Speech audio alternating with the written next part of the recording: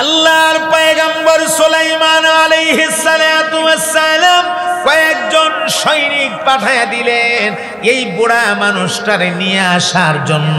সৈনিকরা মনে মনে ভাবতেছে আজকে না জানি এই বুড়ার কোন বিচার হবে, এই বুড়া মানুষটার জন্য ইমার্জেন্সি ল্যান্ডিং, আজকে না জানি কোন ধরনের বিচার হবে গো।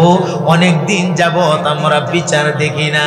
সৈনিকরা আইসা এই বুড়া মানুষটার হাতের মধ্যে হাত কড়া লাগাইয়া হ্যান্ডকাপ লাগাইয়া আসামির বেশে টাইনা টাইনা নিয়ে যাইতেছে। বুড়া বেড়া কান্দে আর কয় আমার তো কোনো দোষ নাই, আমি তো সুবহানাল্লাহ সুবহানাল্লাহ বলে বলে চিল্লি মারছি, আমার তো কোনো অন্যায় নাই, কোনো অপরাধ নাই। সৈনিকরা কয় এটা আমরা জানি না, এটা সারা দুনিয়ার বাদশাহ সুলাইমান পয়গম্বর জানে, চলেন ওনার কাছে। আমার ভাইয়ারা, আল্লাহ রব্বুল আলামিনের কুদরত বোঝা যায় না। এই বুড়া মানুষটারে লইয়া যেই মাত্র সৈনিকেরা আল্লাহর পয়গম্বরের কাছে আসছে গো, সারা দুনিয়ার বাদশাহ পয়গম্বর সুলাইমান নবী এই বুড়া মানুষটার দেখা নিজের আসনটা ছাইরা বুড়া মানুষটার সম্মান দিতে গিয়া উনি লাফ মাইরা দাঁড়াইয়া গেছে। আল্লাহু আকবার বলেন চিৎকার দিয়া।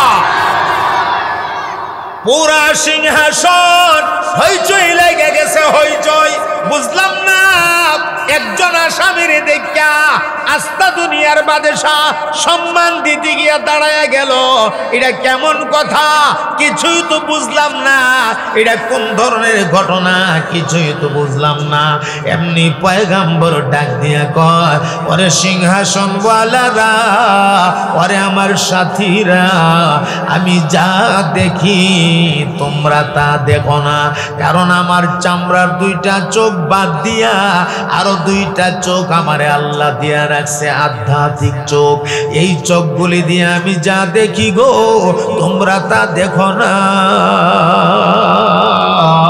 আমি যা বুঝি তোমরা তা বুঝো না, কারণ মহান আল্লাহ আমাকে একটা বিশেষ জ্ঞানের মালিক বানাইছে, ওই জ্ঞানের মাধ্যমে আমি যা বুঝি তোমরা তা বুঝো না। আল্লাহর পয়গম্বর ডাক দিয়া কয় রে সৈনিকেরা, জলদি জলদি হাত কড়াগুলি খোলো। আর সিংহাসনের সব মানুষের মাঝে আল্লাহর পয়গম্বর ঘোষণা দিয়া দিলেন ওরে সিংহাসনওয়ালারা, দুনিয়াতে থাকতেই যদি তোমরা আল্লাহর কোন জান্নাতি বান্দা দেখতে চাও রে, এই বুড়া মানুষটারে মন ভইরা দেখে লাও। এই বুড়ারে দেখতে যদিও সুন্দর লাগে না, চেহারার গঠন ভালো না, দাঁতগুলি বড় বড় উঁচা উঁচা, ঠোঁটগুলি মোটা মোটা, নাকটা চাপা, কপালটা উঁচা, মাথার সাইজ সুন্দর না, চেহারার গঠন ভালো না, কাপড় চোপড় ভালো না। কিন্তু জানো না এই বুড়া মানুষটার দাম আল্লাহর কাছে কত তোমরা জানো না। হাসরের ময়দানে এই বুড়ার গলায় মহান আল্লাহ জান্নাতি ফুলের মালা লাগায়া ঘোষণা দিবেন উদখুলুহা বিসালামিন আমিনিন। আল্লাহ ডাক দিয়া বলবেন যারে বান্দা যা, আমার জান্নাতের 8টা দরজা তোর জন্য খোলা আছে, যে কোনো দরজা দিয়ে তুই জান্নাতে ঢুকে যা। এই হলো আল্লাহর জান্নাতি বান্দা। এখন এই লোকটারে পয়গম্বর ডাক দিয়া কয় ওরে বুড়া বাবা, আমি আপনাকে কোনো বিচার করার জন্য আনি নাই, আমি ইমার্জেন্সি ল্যান্ডিং করেছি, আপনাকে কোনো বিচার করার জন্য না। তাহলে কেন অবতরণ করলাম, কারণটা কি? আমি অবতরণ করছি আপনি আমার বিরাট সিংহাসনটা দেখা ইচ্ছা করলে মারে বাপরে বলে ডাক দিতে পারতেন, এটা না কইরা আপনি সুবহানাল্লাহ বলে বলে চিল্লি মারছেন।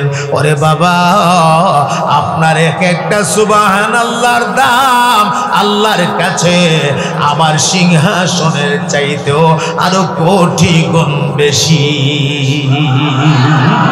وقال الحمد لله الذي فضلنا على كثير من عباده المؤمنين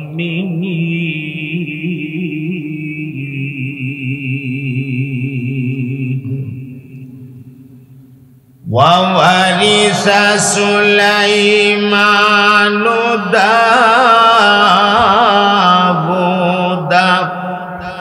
وقال يا أيها الناس علمنا منطق الطير وأوتينا من كل شيء إن هذا لهو الفضل المبين. بارك الله لنا ولكم في القرآن العظيم ونفعنا وإياكم بالآيات والذكر الحكيم. اللهم صل على سيدنا ومولانا محمد وعلى آله وأصحابه وسلم. জবান খুলে মোহাব্বতের আওয়াজে সকলে মিলে পড়ুন বালাগাল উলা বিকামালিহি কাশাফাদ দুজা বিজামালিহি حسنت جميع خصاله صلوا عليه. মাশাআল্লাহর মোহাব্বতের আওয়াজে পড়ুন বালাগাল উলা বিকামালিহি কাশাফাদ দুজা বিজামালিহি حسنت جميع خصاله صلوا. او نبي رحمت لقب پانے والا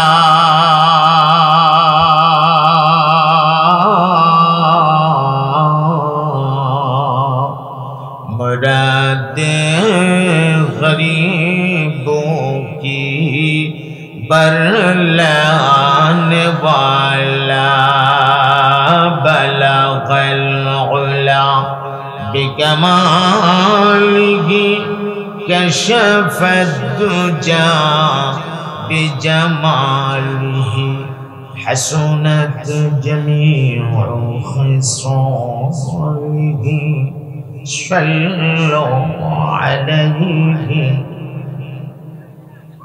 الحمدللہ.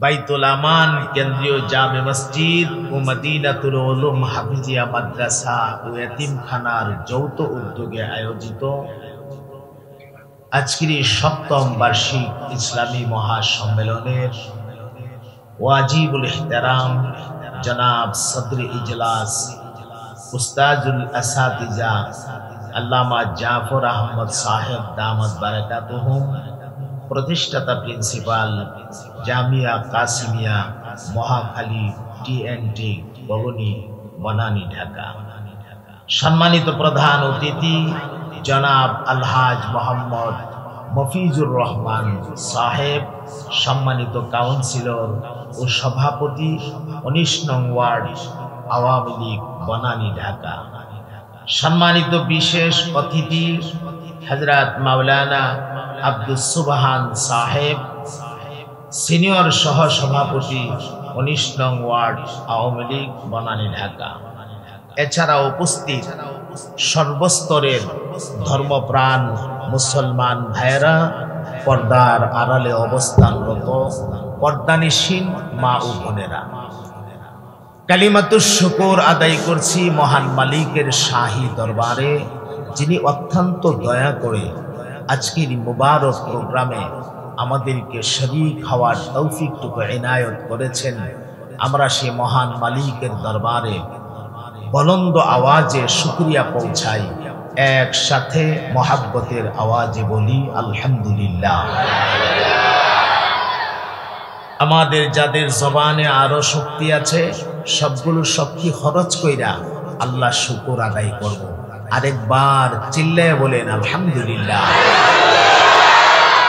মাশাআল্লাহ। তাহলে আপনারা সবাই সজাগে আছেন, আলহামদুলিল্লাহ।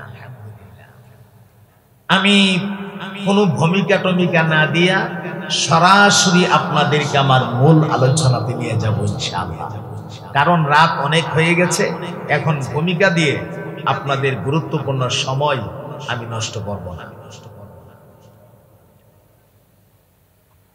পবিত্র কোরআনুল কারীমের ১৯ পাড়ায় অবস্থিত সূরাটার নাম হচ্ছে সূরাতুন নামল। বলুন কি নাম? সূরাতুন নামল। নামলুন শব্দের অর্থ হচ্ছে পিঁপড়া। পিঁপড়া চিনেন তো আপনারা? পিপিলিকা, পিপিলিকা। ওই পিঁপড়ার নামে কোরআন শরীফের সূরা। সুবহানাল্লাহ বলেন। তাইলে এই পিঁপড়াটা এটা সাধারণ পিঁপড়া না, হ্যাঁ? এই পিঁপড়ার কিছু গুণ আছে না নাই? অবশ্যই আছে, আমরা শুনবো কিছুক্ষণ পরে ইনশাআল্লাহ। তো এই সূরার 15 নম্বর আয়াত থেকে আপনাদের খেদমতে আমি তিলাওয়াত করেছি। হেডলাইনটা আপনাদেরকে প্রথমে শোনায়া দেই। এখানে আল্লাহ পাক হযরত সুলাইমান আলাইহিস সালাতু ওয়াস সালাম এবং রানী বিলকিসের জিন্দেগীর আলোচনার একটা অংশ তুলে ধরছেন। অত্যন্ত চমৎকার গুছানো একটি ঘটনা, আল্লাহর কোরআনের কাহিনী। আমরা মনোযোগ দিয়ে শুনবো ইনশাআল্লাহ। একটা কথা অনুরোধ করে বলবো, আমরা শুধু ঘটনার মজাটাকে উপভোগ করব না, এই ঘটনার মাধ্যমে আল্লাহ পাক আমাদেরকে কি সবক দিতে চাইতেছেন, এই সবকগুলিকে আমরা খুঁজে খুঁজে বের করে আমাদের কর্মজীবনে কাজে লাগাবার চেষ্টা করব। সবাই জবান ছেড়ে বলেন ইনশাআল্লাহ।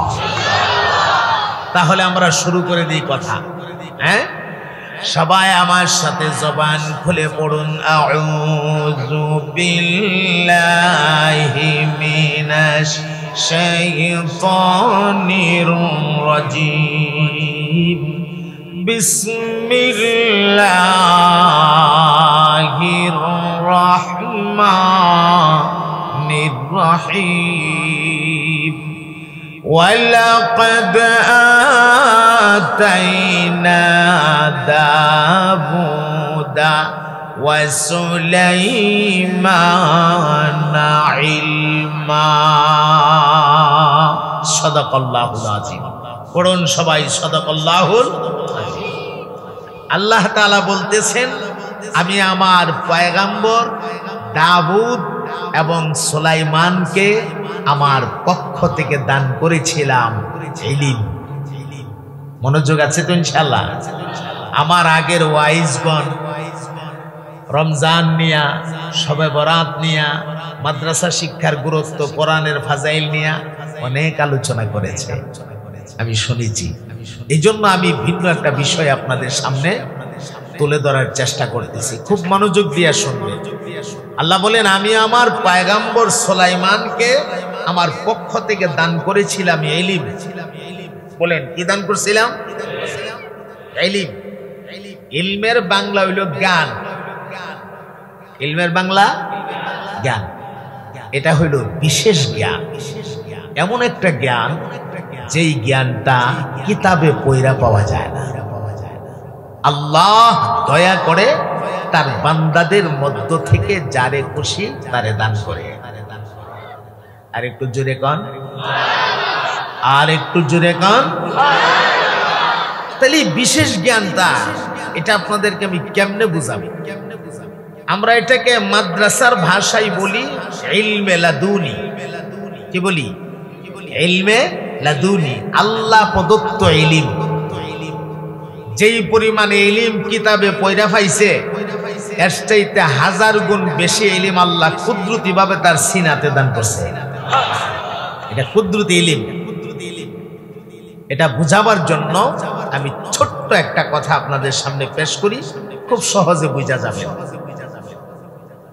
খলিফাতুল মুসলিমিন হযরত ওমর রাদিয়াল্লাহু তাআলা আনহুর খেলাফতের জমানায় হযরত আলী রাদিয়াল্লাহু তাআলা আনহু স্বপ্ন যুগে দেখতেছে মসজিদে নববীতে আল্লাহ নবীর ইমামতিতে ফজরের নামাজ আদায় করতেছে।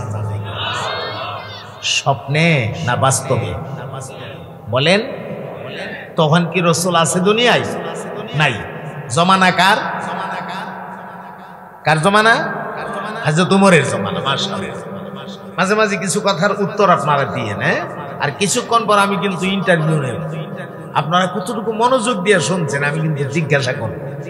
কষ্ট পাইবে? আপনারা দুই একটা কথা বলতে পারলে আমরা কলিজাটা শান্তি পাই। কেন জানেন? আমরা যে কষ্ট করে কথাগুলি বুঝাই, আল্লাহর বান্দারা মন দিয়ে শুনে এবং বুঝে মনে রাখে, আমরা অনেক শান্তি পাই। আপনারা দুই একটা কথা উত্তর দিতে পারলে আমাদের অনেক খুশি লাগে, অনেক আনন্দ লাগে। তো যে কথা বলছিলাম, হযরত উমরের জমানায় হযরত আলী স্বপ্নে দেখে নবীর পেছনে মসজিদে নববীতে ফজরের নামাজ পড়তেছে। হযরত আলী ফরমান, নামাজ শেষ হয়ে গেলেই দেখি একটা বৃদ্ধা মহিলা মসজিদে নববীর জানালা দিয়া কিছু খুরমা ভেতরে পাঠিয়ে গেছে আর বলছেন, ইয়া রাসূলুল্লাহ সাল্লাল্লাহু আলাইহি সাল্লাম, আপনি খাবেন আর আপনার মুসল্লিদের মাঝে খুরমাগুলি বন্টন করে দিবেন। তো আল্লাহর হাবিব তাকসিম করতে গিয়া যার কিসমতে যা আছে দেখা না, রাসূল জানেন না একজনের একটা দিল, একজনের দুইটা, একজনের তিনটা, এরকম না, বরং থলের ভেতরে হাত দিয়ে দিয়া যতটুকু উঠে, যার কপালে যা আছে, যার ভাগ্যে যতটুকু আছে, হাত দিতেছে, বের করতেছে, একজনই দিতেছে, আবার হাত দিছে, বের করছে, আরেকজনই দিছে। এভাবে কেউ পাইতেছে দুইটা, কেউ পাইতেছে তিনটা, আবার কেউ একটাও পাইতেছে। রাসূল বন্টন করে দিতেছে। হযরত আলী রাদিয়াল্লাহু তাআলা আনহু বলেন, আমি একটা খুরমা পাইলাম। একটা কড়া খুরমা? একটা। স্বপ্নে না বাস্তবে? আল্লাহর নবীর সাহাবী হযরত আলী রাদিয়াল্লাহু তাআলা আনহু বলেন, স্বপ্নের ভেতরে নবীজির দেওয়া খেজুরটারে আমি চাবায়া চাবায়া খাইতেছি। হঠাৎ করে খাওয়ার ভেতরে আমার ঘুম ভেঙে গেছে। আমার ঘুমটা ভেঙে গেলে এমনি আমি দেখি স্বপ্ন যুগে যে আল্লাহর নবী আমারে খুরমাটা দিয়েছিলেন খাওয়ার জন্যে, খুরমার বিচিটা আমার মুখের ভেতরে আছে। আল্লাহু আকবার বলে। স্বপ্ন তো আমরাও দেখি, কত কিছু দেখি, কিন্তু বাস্তবতার সাথে কোনো মিল নাই। এক বেচারা স্বপ্নে দেখে শুটকির বর্তা দিয়া ছড়া ভিড়া খা। কি ভিড়া? চিনেন নি? ছড়া ভিড়া মসমস করে যে শুটকির বর্তা দিয়া ছড়া ভিড়া সকালবেলা, এটা খুব টেস্ট, কিন্তু খুব মজা। আগামীকাল সকালে খাইয়েন, খুব মজা। তাহলে এখন শূন্য মজা লাগতেছে না, এটা বাস্তবায়ন করা লাগতো না, খাইয়েন। শুটকির বর্তা দিয়ে বেচারা সোডা ভিডা খা, স্বপ্নে দেহে খাইতেছে, খুব মজা। খাইতে খাইতে খাইতে খাইতে আটকা খাওয়ার ভিতরে ঘুম ভাঙিয়ে গেছে। ঘুম যখন ভাঙিয়ে গেছে এমনি দেহে খেতা যে কত দিয়ে ঘুমাইছি, খেতার কোনা ছাবায় ছাবায় খাইতেছে, সোডা ভিডা খাইতেছে। এই হলো আমরা স্বপ্ন। বাংলাদেশ থেকে সৌদি আরব যাওয়ার লাগলে বিমানে সওয়ার হয়ে যাওয়ার লাগে, বেটা সামনে দেখে দুই হাতে এমনি সেটা নিজেই উইরা যাইতেছে না। সকালবেলা ঘুম থেকে উঠছে সেটা 5 তলা বিল্ডিং এর ছাদের উপর উঠা যদি কবলে রাত্রে ঘুমের মধ্যে উইরা গেছি, এখন ফাটতাম না কেন, ফাটতাম না কেন করে সেটা এমনি একটা বাড়ি দিয়া লাফ মারছে, জোরে একটা লাফ মারছে, এখন কি উপরের দিকে যাইব না নিচের দিকে আইব? ফাটতাম না কেন, না কেন কেজন মাইরা দিছে, উঠবে জানা নিচে আয়ে। তাহলে স্বপ্নের সাথে বাস্তবতার কোনো মিল নাই। এই জন্য স্বপ্ন 3 প্রকারের। স্বপ্ন 3 প্রকারের। একটা স্বপ্ন খেয়ালি স্বপ্ন, দিনের বেলা যা করছে খেয়াল করতে করতে ঘুমাইছে, স্বপ্নে আবার এটা দেখতেছে, এটা খেয়ালি স্বপ্ন। এই স্বপ্নের কোনো বাস্তবতা নাই, কোনো রহস্য নাই, কোনো হিকমত নাই, কোনো তাবির নাই, কোনো ব্যাখ্যা নাই, কোনো বিশ্লেষণ নাই। 2 নাম্বার স্বপ্নটার নাম শয়তানি স্বপ্ন। শয়তান মানুষকে বিভিন্ন রকমের স্বপ্ন দেখা না, স্বপ্নে নিয়ে কইটা ফসরাব খানা পেশাব কর, জলদি পেশাব করে পেশাব খানা, এও দেখে মাশাআল্লাহ খুব চমৎকার পেশাব খানা, এমনি জানলা দিয়ে পেশাব করছে, একটু পরে ঘুমটা ভাঙিয়ে গেছে, গা ভরে দেখে এবারে বিছনাত পেশাব করে তো দেখছে, ফিটের তলে খালি ঠান্ডা ঠান্ডা লাগে। এটা কার কাম? কথা কয় না, এটা কার কাম? শয়তানের কাম। আচ্ছা যাক, এই জাতের স্বপ্নের কোনো তাবির নাই, কোনো ব্যাখ্যা নাই, কোনো বিশ্লেষণ নাই, কোনো রহস্য নাই। আর 3 নাম্বার স্বপ্নটার নাম হইল রহমানি স্বপ্ন। কি স্বপ্ন ভাই? আল্লাহ প্রদত্ত। আরে আপনার দিকে তো যাইতাম পারতাছি না, আপনারা কষ্ট হইতেছে না তো? হ্যাঁ, আপনাদের দিকে চাইলে আবার হেরারে পাইতাম না, আরে আমাদের চাইলে আপনারা আমাদের সামনে সাউন্ড লাগে বেশি, আপনারা কষ্ট হইতেছে না তো? কথা শুনেন তো ইনশাল্লাহ? মাশাআল্লাহ।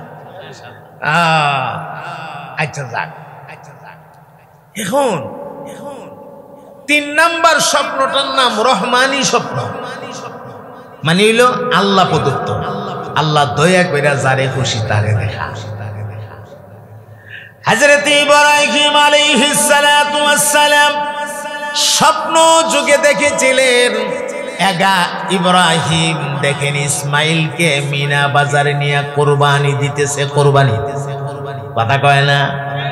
ক্বালা ইয়া বুনাইয়া ইন্নী আরা ফিল মানামি আন্নী আযবাহুকা ফানজুর মাযা তারা। ক্বালা ইয়া আবাতি ফাআল মা তুমার সাতাজিদুনি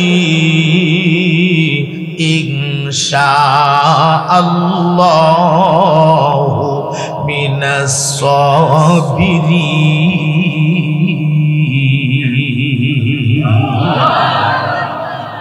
স্বপ্নে দেখে আল্লাহর হুকুমে ইসমাইল রে মিনা বাজারে নিয়ে কুরবানি দিতেছে। সকালবেলা ছেলেরে সাজায়া গুছাইয়া, অনেক লম্বা ঘটনা, মিনা বাজারে নিয়ে হে আমার ছেলে, আল্লাহর তরফ থেকে আমি আদিষ্ট হয়েছি তোমাকে মিনা বাজারে কুরবানি দিতাম, স্বপ্ন যুগে আদিষ্ট হয়েছি, আল্লাহ আমার স্বপ্নে জানাইয়া দিছে।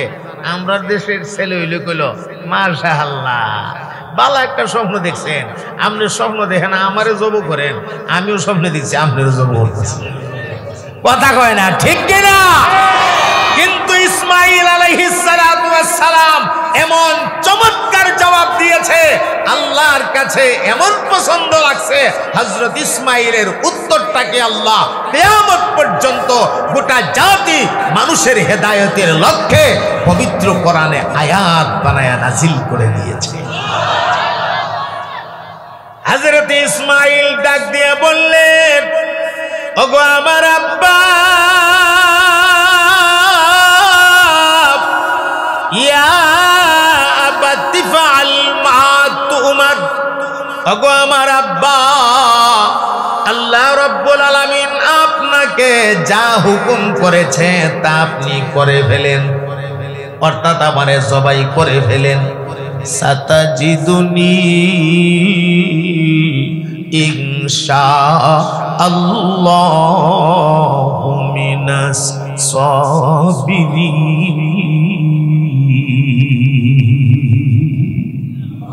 আব্বা গো, আমাকে আপনি ইনশাআল্লাহ, আল্লাহ চাহে তো আমাকে আপনি ধৈর্যশীলদের মধ্যে হতে পাবেন। ধৈর্যশীলের মধ্য থেকে পাবেন, এই কথাটার ব্যাখ্যা তাফসিরে আসছে। হযরত ইসমাইল তার আব্বাকে বুঝাইতেছেন, আব্বা একটা সাইর ভাইয়া জানোয়ারও যখন গলার মধ্যে ছুরি দেওয়া হয়, ছুরিটা চোখ দিয়ে দেখলে মরণের ভয়ে সাইর ভাইয়া জানোয়ারটাও একটু নড়াচড়া করে না? আমি একটা মানুষ হইয়া কথা দিলাম আব্বা, আমি চুল পরিমাণ নড়াচড়া করব না, কারণ এটা আমার আল্লাহর হুকুম। আপনাকে হুকুম করছে আমারে কোরবানি দেওয়ার জন্য, আর আমার আল্লাহ দয়া করে পছন্দ করছে কোরবানি হওয়ার জন্য। আমি আমার আল্লাহর জন্য কোরবানি হতে রাজি। তো কথাটা বলা উদ্দেশ্য হইল, স্বপ্নটার রহস্য আছেনি না নাই? হযরত ইউসুফ আলাইহিস সালাতু ওয়াস সালাম স্বপ্ন যুগে দেখেছিলেন 11টা তারকা চন্দ্র আর সূর্য ইউসুফকে সেজদা দিতেছে। আওয়াজ দিয়ে বলেন, এই স্বপ্নের রহস্য আছে না না?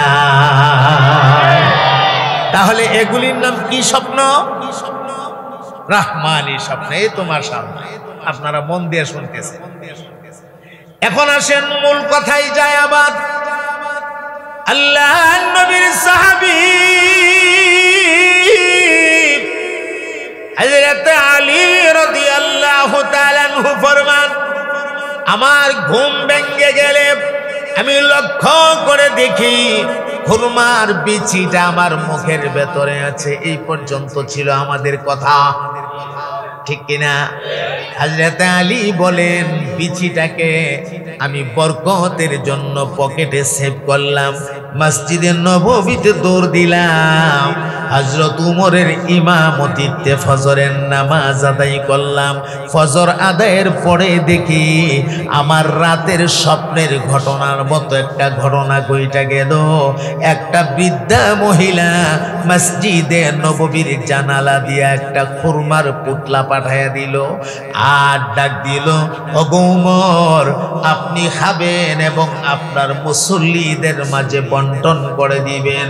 হযরত উমর রাদিয়াল্লাহু তাআলা আনহু ওই যে হাত দিয়া দিতেছে, কেউ পাইতেছে 2টা, কেউ পাইতেছে 3টা, আবার কেউ একটা, যার কিসমতে যা আছে। হযরত আলী বলেন, হযরত উমর আমারে খুরমা দিলেন একটা। হযরত আলী খুরমাটা খা, আর উমর রে ডাক দিয়া কো, ভাই উমর রে, খুরমাটা বড় টেস্ট, বড় মজা, আর একটা খুরমা কি আমারে দেওয়া যায় না? আরেকটাকে আমাকে দেওয়া যায় না? এমনি হযরত উমর ডাক দিয়া কয়, রে আলী,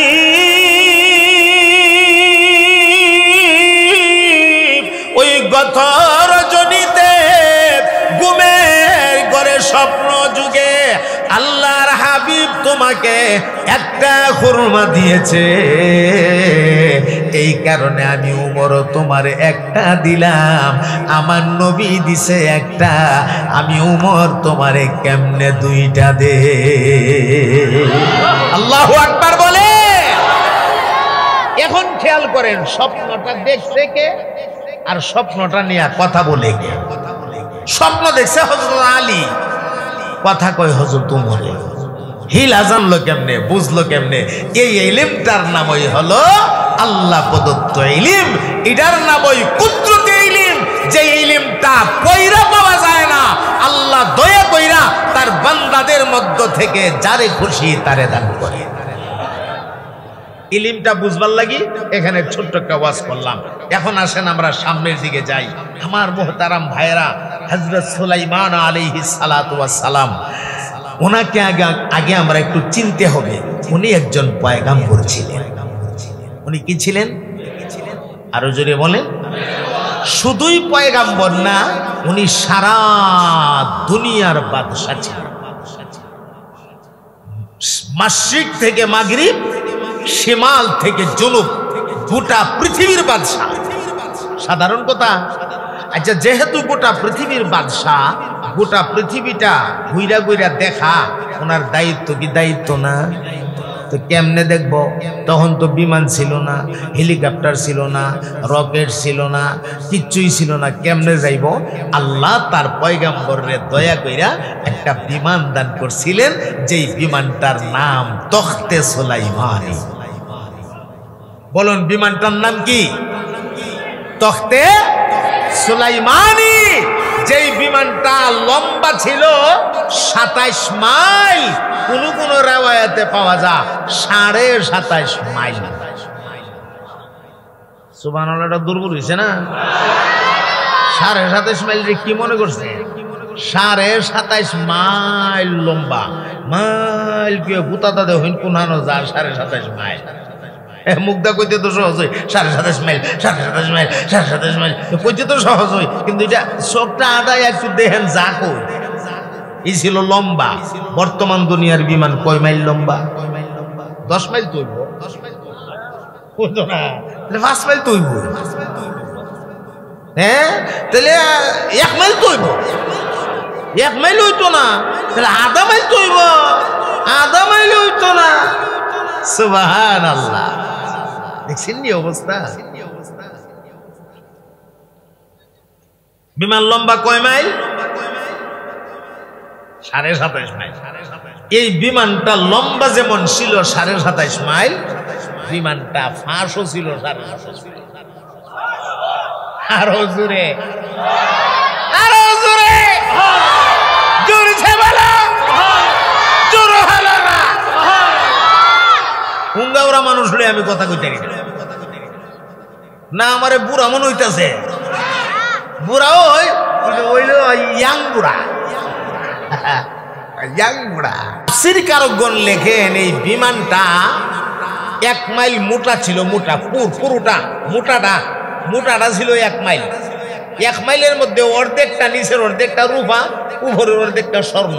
আবার কোন কোন মুফাসসির লেখছেন পুরাটাই রূপা, উপরে ৪ আঙ্গুল ফুর কইরা এই ২৭ মাইল এরিয়া লইয়া পুরাটার মধ্যে একটা স্বর্ণের পাত লাগানো ছিল। এটার মিডল পয়েন্টে আল্লাহর পয়গম্বর সুলাইমান নবীর আসনটা ছিল, আর চতুর্দিকে ঘুরাইয়া লক্ষাধিক আসন, সারা দুনিয়া থেকে নির্বাচিত মন্ত্রী পরিষদের আসন।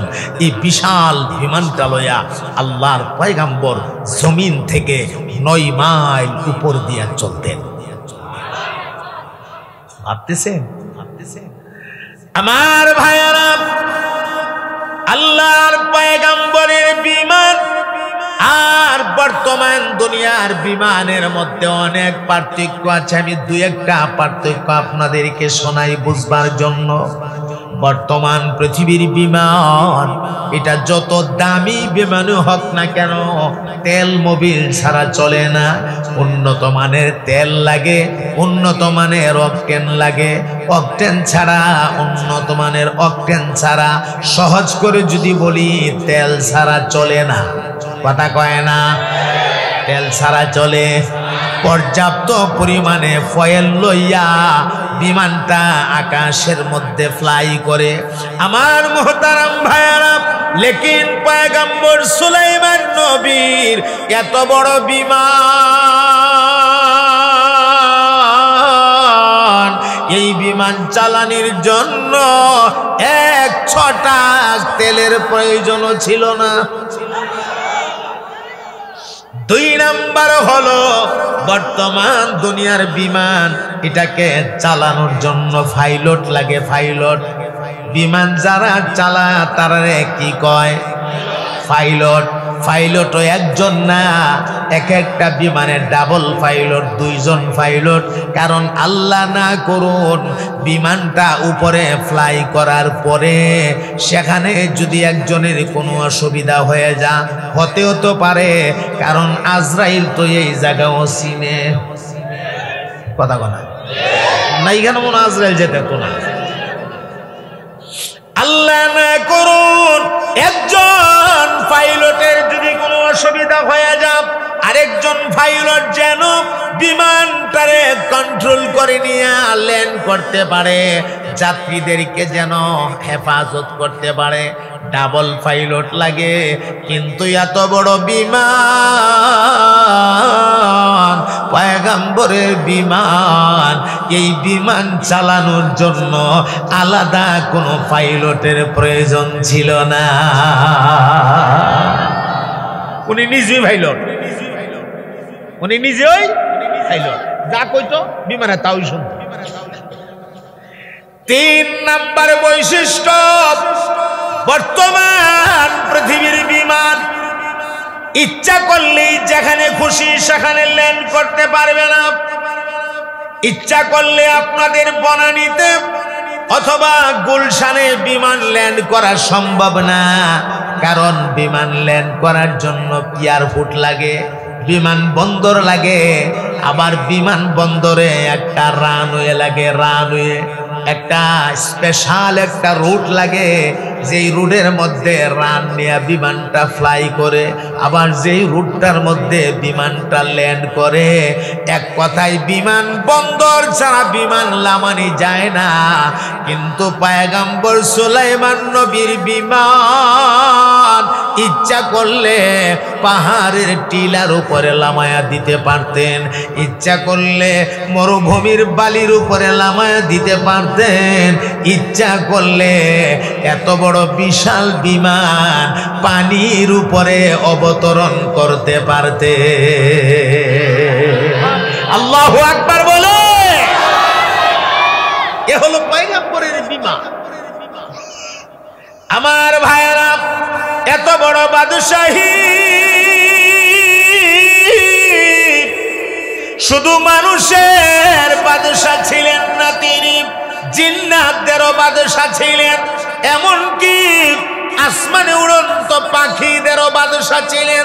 পাখিরা পর্যন্ত যার কথা শুনত, উনি আবার পাখিদেরকে তাদের ভাষায় কথা বুঝাইয়া দিতে পারত। তাহলে দেখেন কত বড় ক্ষমতা। এত বড় ক্ষমতার মালিক হওয়ার পরেও, এত বড় সম্মানের মালিক হওয়ার পরেও আল্লাহর পয়গম্বর কোনো অহংকারী করে নাই, কোনো আত্মগরিমানা করে নাই, কোনো দাম্ভিকতা দেখায় নাই। পয়গম্বর কি বলছে এটার নামই সবক, সারা দুনিয়ার মানুষের জন্য এখানে সবক।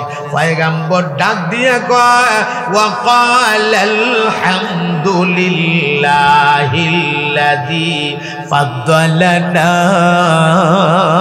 আলা কাসীরিম মিন ইবাদিহিল মুমিনিন।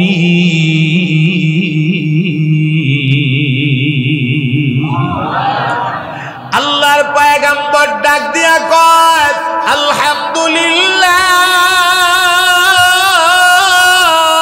সমস্ত প্রশংসা ওই মহান আল্লাহর জন্য গো, যেই মহান আল্লাহ ওনার অসংখ্য বান্দাদের মধ্য থেকে নির্বাচিত করে সম্মানটা আমাকে দিয়েছেন।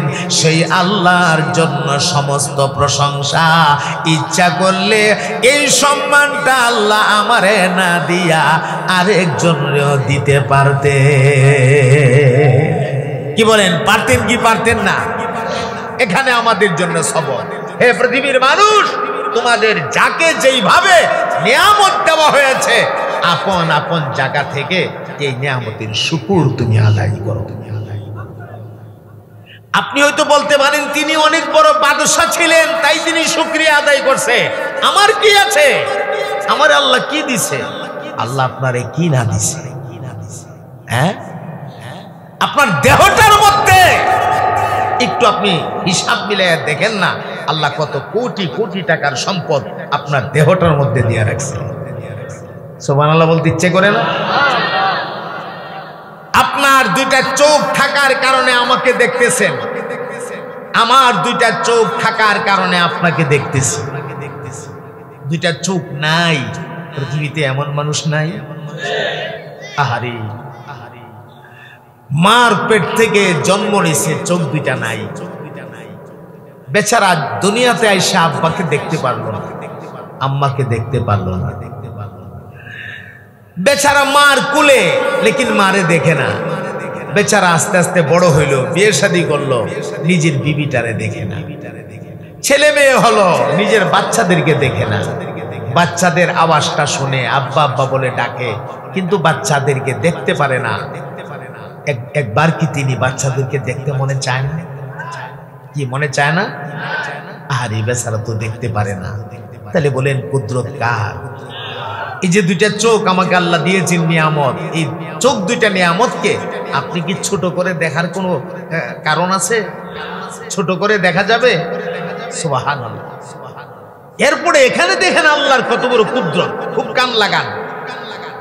দুইটা চোখ দিয়া, দুইটা চোখের উপরে আবার উপরে, হ্যাঁ, দুটোটা চোখের মধ্যে আল্লাহ পাক কুদরতি ভাবে শাটার লাগাই দিছে। শাটার, শাটার বুঝছেন নি?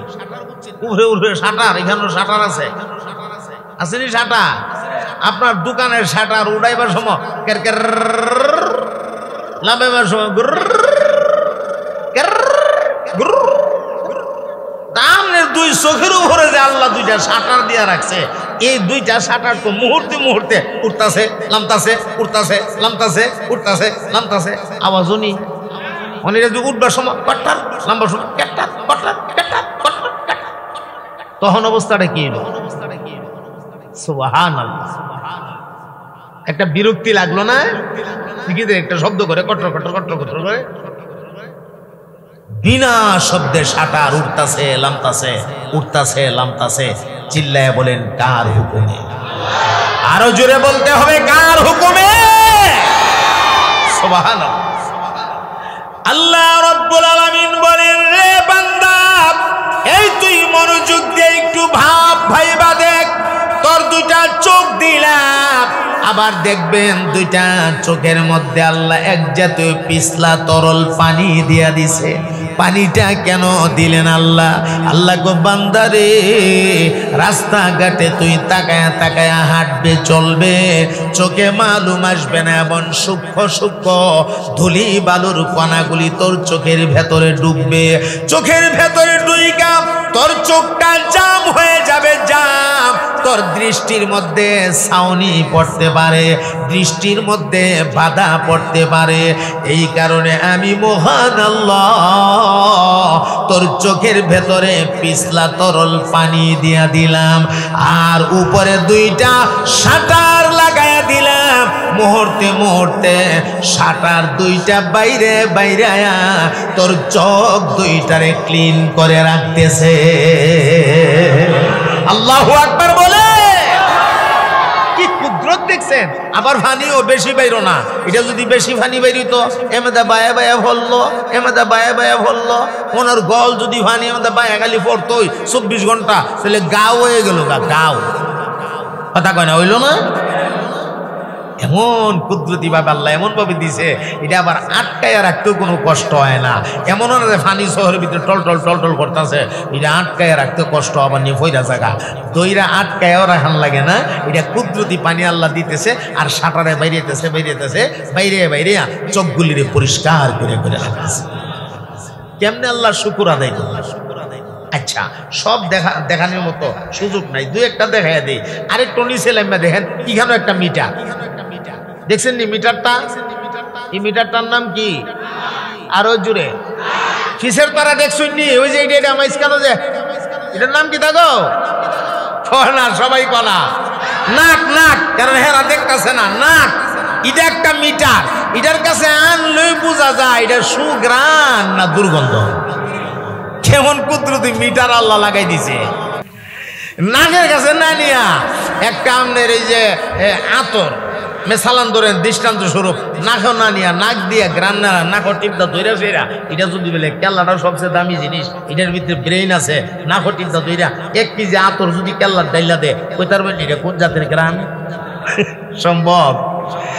নাকের কাছে নেন, সাথে সাথে ফলাফল এটা কোন ধরনের গ্রান। সুবহানাল্লাহ। কুদরতি মিটার। আরেকটু নিচে লাইনটা দেখেন, আরেকটা মিটার। এই যে জিব্বা, এটার নাম আমি রাখছি টেস্ট মেশিন। কি মেশিন? Test machine. টেস্ট, দুনিয়ায় যে কোনো টেস্ট করেন, এক্সরে করেছেন, আলট্রাসোনোগ্রাফি করেছেন, হ্যাঁ, এসিজি করেছেন, অথবা যে কোনো ব্লাড টেস্ট করেছেন অথবা দামি কোনো পরীক্ষা দিয়েছেন, পরীক্ষা যত দামি ফলাফল বের হইতে তত দেরি। কথা কয় না কেন? পরীক্ষা যত দামি ফলাফল বের হইতে তত বেশি দেরি হয়, ঠিক কিনা? আর আল্লাহ আমরা একটা মেশিন দিছে, সুবহানাল্লাহ, জিহ্বা, আঙ্গুল দিয়া লাগানি মাত্রই জিহ্বায় কয়টা টক, আবার লাগাইছি কয়টা জাল, আরেকটা লাগাইছি কয়টা মিষ্টি, আরেকটা লাগাইছি কয়টা ভানসা, ভানসা ভানসা, মিঠাও না জালো না ভানসা, আরেকবার লাগাইছি কয়টা লবণ কড়া। সুবহানাল্লাহ বলবেন না? এখন এটা যদি রিপোর্ট দিতে 20 মিনিট দেরি করতো, তাহলে আমার মাঝে রাগ, 20 মিনিট পরে কমু এটা সুকানা জাল না মিডা, 20 মিনিট পরে কমু। এখন জিব্বা বাইর করে আমনে গোস্তের টুকরা দিয়া থইব দিয়া বে 15 মিনিট পরে এনে কইব এটা কোন জাত, তখন বিপদটা কি হইতো? সুবহানাল্লাহ বলতে ইচ্ছা করে না? কুদরত কার? আরো জোরে, আরো জোরে, জোরছে বলো, জোর হলো না, তাহলে শুকর আদায় করবো কার? এজন্য আল্লাহর পয়গম্বর ডাক দিয়া বলেন, আলহামদুলিল্লাহিল্লাযী ফাদ্দালানা আলা কাসীরিম মিন ইবাদিহিল মুমিনিন।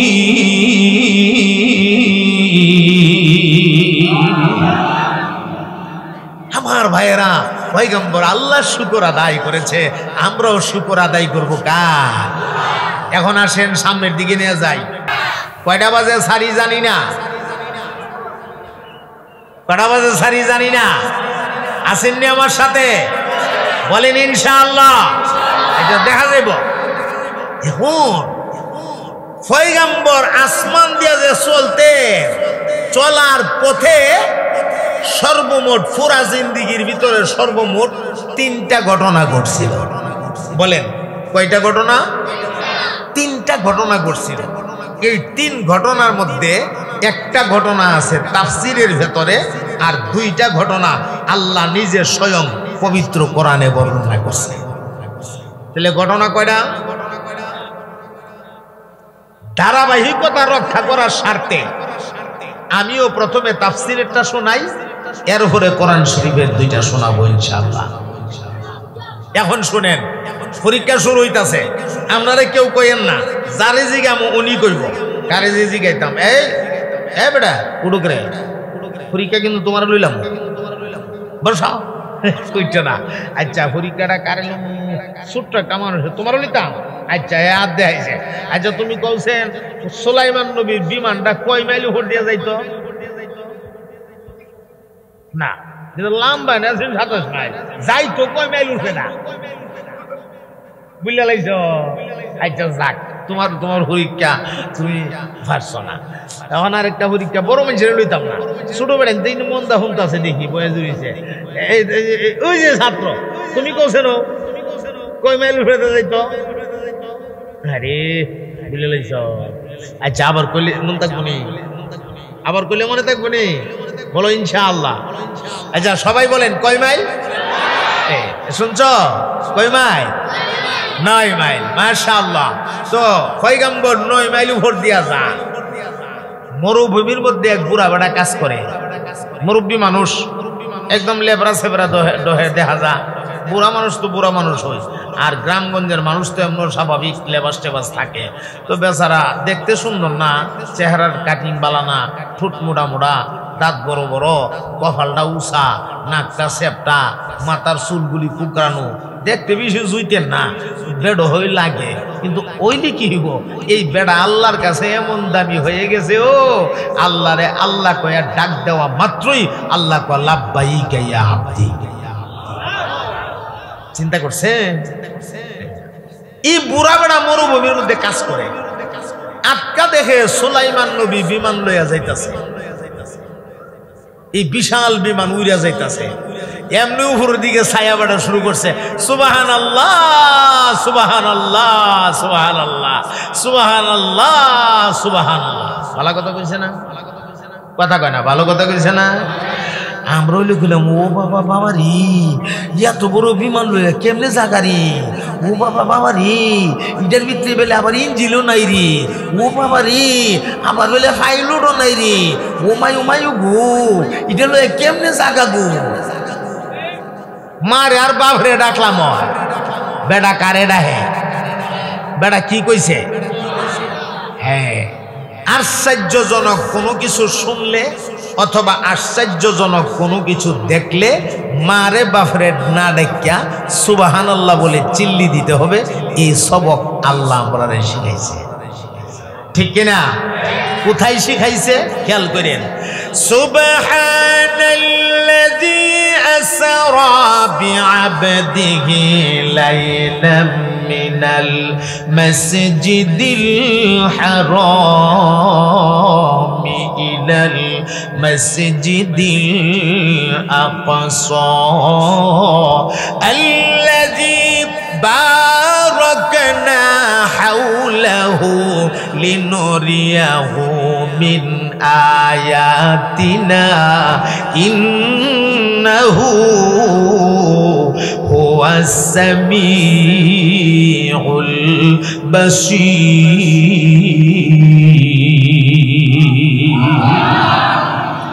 এই আয়াতটার ভেতরে আল্লাহ মেরাজের ঘটনার ইঙ্গিত দিছে। আমি সব কইতাম না, কারণ আমার বয়ান তো অন্যদিকে। কোন ঘটনা? মেরাজ। আমরা নবীর মেরাজের ঘটনা সাধারণ ঘটনা না আশ্চর্যজনক ঘটনা? আশ্চর্যজনক ঘটনা যেহেতু আল্লাহ ইঙ্গিত দিছে এই আয়াতে, এই কারণে আয়াতের শুরুতে আল্লাহ সুবহান শব্দটা ব্যবহার করছে। সুবহান শব্দটা ব্যবহার কইরা দুনিয়ার মানুষের সবক শিখাইয়া দিছে। আশ্চর্য কোনো কথা শুনলে অথবা আশ্চর্যজনক কোনো কিছু দেখলে মারে বাপরে কইয়া ডাক না দিয়া তুমি সুবহানাল্লাহ কইয়া চিল্লি মারবা। সুবহানাল্লাহ কইয়া চিল্লি দেওয়া এটা কার শিখানো সবক? তাইলে বলেন আল্লাহর বিচারে এই বুড়া বেটা কোনো ভুল করছে? বুড়া বেটা কি কইছে? এই আওয়াজটা পয়গাম্বর সুলাইমান নবীর কানে পড়ছে। উনি কই মেলুরে আওয়াজটা হেন গিয়ে পড়ছে।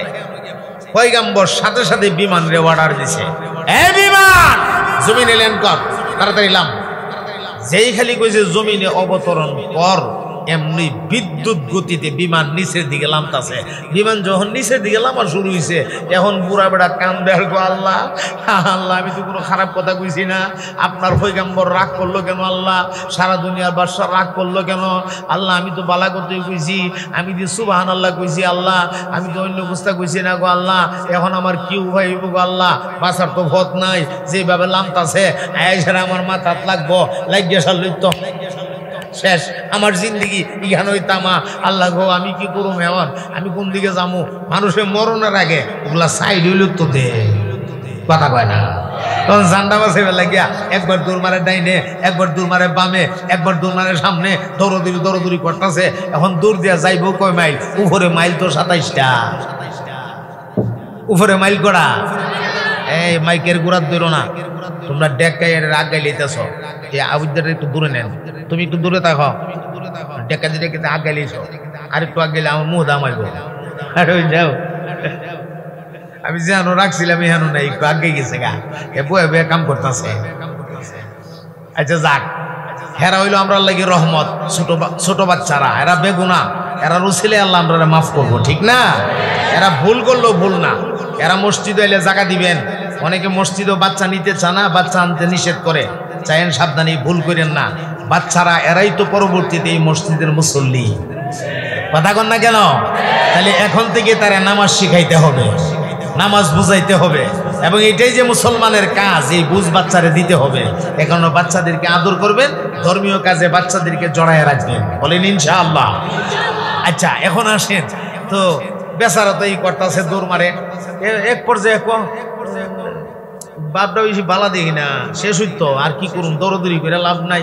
এমনি কালিমা টালিমা করে রেডি, লা ইলাহা ইল্লাল্লাহু সুলাইমানুন নাবিউল্লাহ, কালিমা ভইরা বেটা সুলাইমান নবীর উম্মত না, সুলাইমানুন নাবিউল্লাহ, কালিমা ভইরা জিম ভইরা খারুইছে। শেষ, আমি শেষ, আমি তো শেষ হব।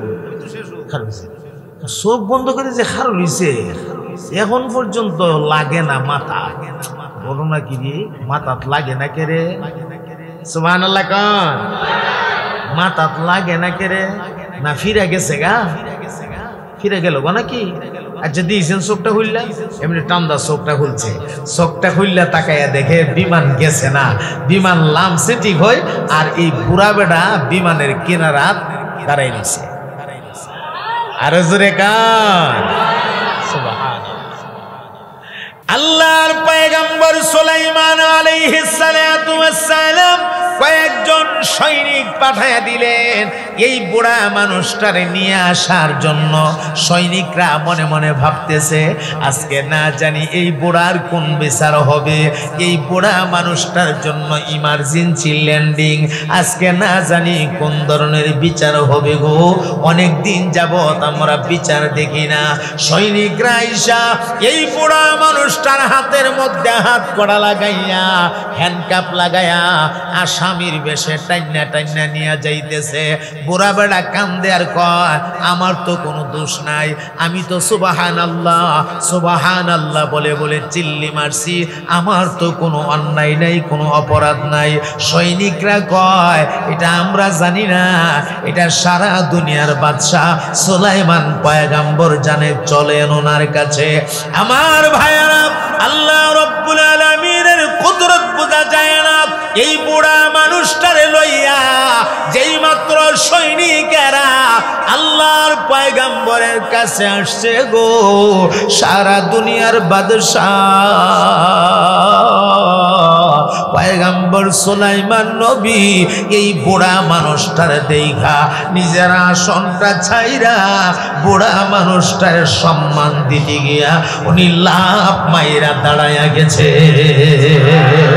আল্লাহু আকবার বলেন চিৎকার দিয়া। পুরা সিংহাসন হইচই লেগে গেছে, হইচই। বুঝলাম না, একজন আসামির দেখা আস্তা দুনিয়ার বাদশা সম্মান দিতে গিয়া দাঁড়ায়া গেল, এটা কেমন কথা? কিছুই তো বুঝলাম না, এটা কোন ধরনের ঘটনা কিছুই তো বুঝলাম না। এমনি পয়গম্বর ডাক দিয়া কয় ওরে সিংহাসনওয়ালারা, ওরে আমার সাথীরা, আমি যা দেখি তোমরা তা দেখো না, কারণ আমার চামড়ার দুইটা চোখ বাদ দিয়া আরো দুইটা চোখ আমারে আল্লাহ দিয়া রাখছে, আধ্যাত্মিক চোখ। এই চোখগুলি দিয়ে আমি যা দেখি গো, তোমরা তা দেখো না। আমি যা বুঝি তোমরা তা বুঝো না, কারণ মহান আল্লাহ আমাকে একটা বিশেষ জ্ঞানের মালিক বানাইছে, ওই জ্ঞানের মাধ্যমে আমি যা বুঝি তোমরা তা বুঝো না। আল্লাহর পয়গম্বর ডাক দিয়া কয় রে সৈনিকেরা, জলদি জলদি হাত কড়াগুলি খোলো। আর সিংহাসনের সব মানুষের মাঝে আল্লাহর পয়গম্বর ঘোষণা দিয়া দিলেন ওরে সিংহাসনওয়ালারা, দুনিয়াতে থাকতে যদি তোমরা আল্লাহর কোন জান্নাতি বান্দা দেখতে চাও রে, এই বুড়া মানুষটারে মন ভইরা দেখে লাও। এই বুড়ারে দেখতে যদিও সুন্দর লাগে না, চেহারার গঠন ভালো না, দাঁতগুলি বড় বড় উঁচা উঁচা, ঠোঁটগুলি মোটা মোটা, নাকটা চাপা, কপালটা উঁচা, মাথার সাইজ সুন্দর না, চেহারার গঠন ভালো না, কাপড় চোপড় ভালো না। কিন্তু জানো না এই বুড়া মানুষটার দাম আল্লাহর কাছে কত তোমরা জানো না। হাসরের ময়দানে এই বুড়ার গলায় মহান আল্লাহ জান্নাতি ফুলের মালা লাগায়া ঘোষণা দিবেন উদখুলুহা বিসালামিন আমিনিন। আল্লাহ ডাক দিয়া বলবেন যারে বান্দা যা, আমার জান্নাতের 8টা দরজা তোর জন্য খোলা আছে, যে কোনো দরজা দিয়া তুই জান্নাতে ঢুকে যা। এই হলো আল্লাহর জান্নাতি বান্দা। এখন এই লোকটারে পয়গম্বর পয়গম্বর ডাক দিয়া কয়, ওরে বুড়া বাবা, আমি আপনাকে কোনো বিচার করার জন্য আনি নাই, আমি ইমার্জেন্সি ল্যান্ডিং করেছি, আপনাকে কোনো বিচার করার জন্য না।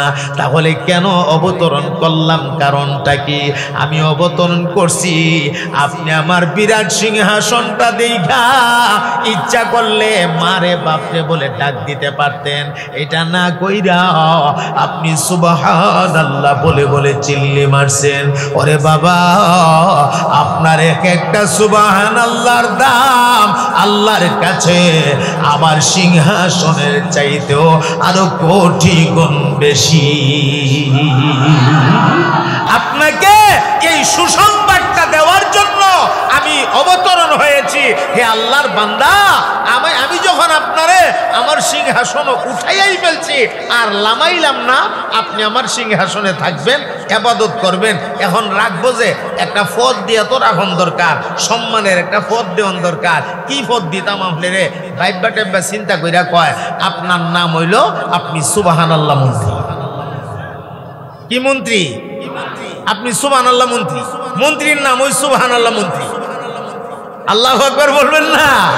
আপনার কোনো কাজ না, খালি ইবাদত করবেন। ওনার চিন্তাধারা হইল এত বড় একজন বুজুর্গ আমার সিংহাসনে যদি থাকে আর আল্লাহ বিল্লাহ করে, আল্লাহর বরকত নাজিল হবে। সুবহানাল্লাহ। আমার ভাইয়েরা, এই ছিল 3 ঘটনার এক ঘটনা। রইল বাকি কয়টা? এই 2টা সরাসরি কোরআন শরীফে।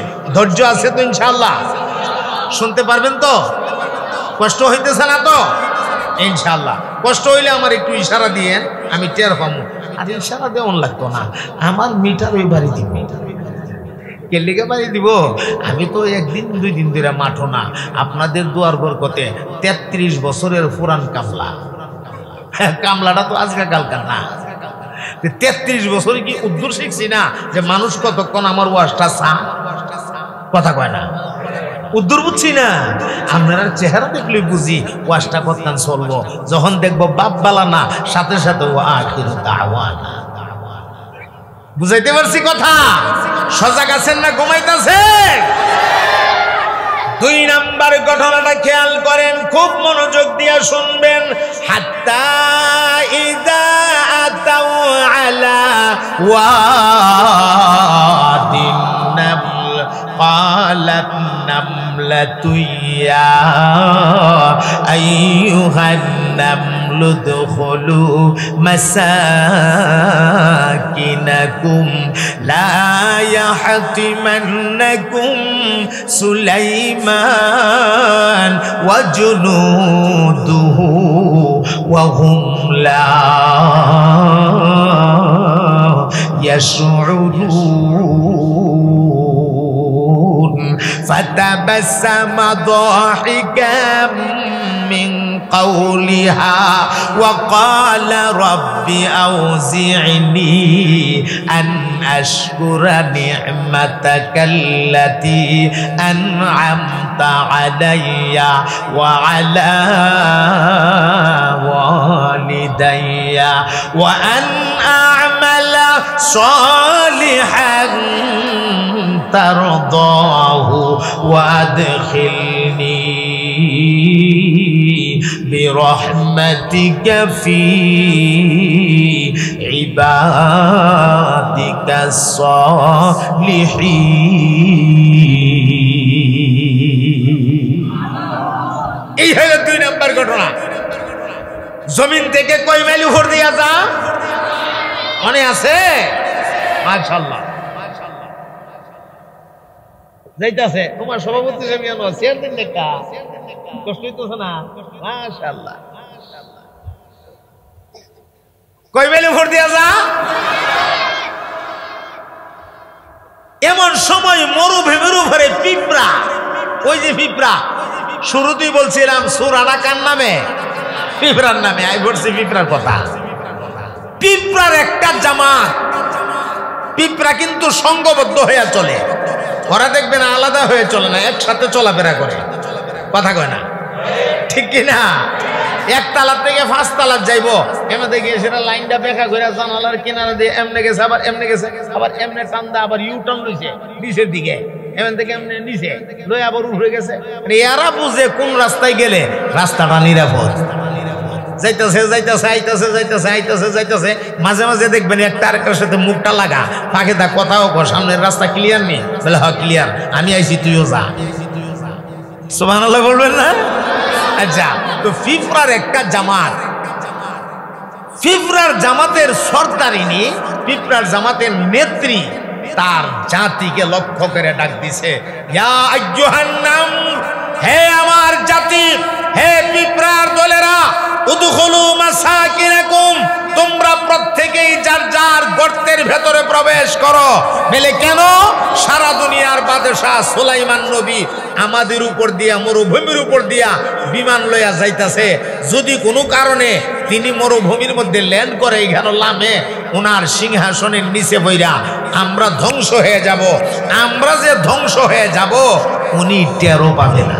ওয়াহুম লা ইয়াশউরুন, এরা কইতেই পারতো না আমরা যে শেষ হয়ে গেছি। সম্ভব? আরে সুলাইমান নবীর সিংহাসনের তলে ভইরা ফিফরা মরছে, এটা কেমনে বুঝবো? এটা তো ভোরের কথা। আপনি যে বাড়ির থেকে আজকের মাহফিল পর্যন্ত আইছেন, আপনার জুতার তলে ভইরা ফিফরা অথবা ফিফরার সমতুল্য কত প্রাণী ভইরা মইরা এর জিন্দিগি তাম হয়ে গেছে কেনা? আপনি তো আইছেন খবর নাই, কিন্তু হে তো ঠ্যাং টুং হাত নাক মুখ চোখ সব ভাঙ্গিয়া মুছায় আমার ছায়া, এর জীবনের কাম শেষই কেন? কথা কয় না, ঠিক কিনা?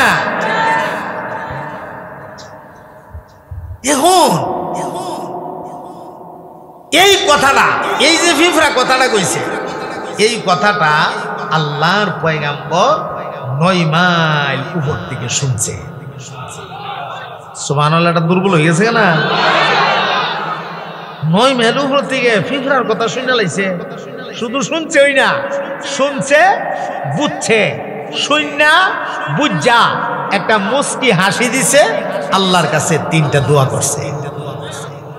আপনি বুঝবেন নি ফিফরার কথা?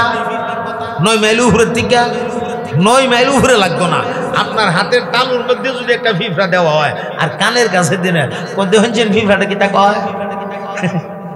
বুঝবেন নি? কানের কাছে না, কানের ভিতরে ঢুকাই দিলেও বুঝবেন না।